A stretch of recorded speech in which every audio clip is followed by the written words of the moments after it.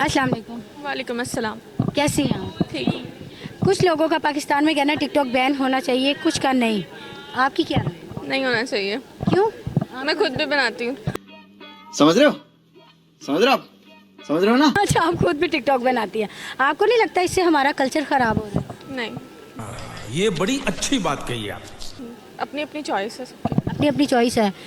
जैसे कि हमें तो पता है अच्छे बुरे का, हमने कौन सी वीडियो देखनी है कौन सी नहीं। स्क्रॉल करते करते बच्चे वीडियो देखते हैं, नीचे आ जाती है ऐसी वीडियो, उनको नहीं पता होता सही क्या गलत क्या है। उसके बारे में क्या कहेंगी? अब सबके ऊपर हर वक्त नज़र तो नहीं ना रखी जा सकती।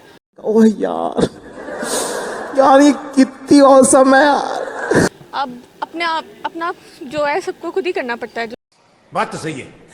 दौड़ना तो पड़ता है। जो मतलब अपनी जो चीज़ों के लिए सब खुद ही जिम्मेदार होते हैं। तो यही चीज़ है कि मतलब मैं क्या कहूँ अब इस बारे में। प्यारी समझ गई। मतलब आपके कहने का मतलब है टिकटॉक बैन नहीं होना चाहिए। हाँ जी।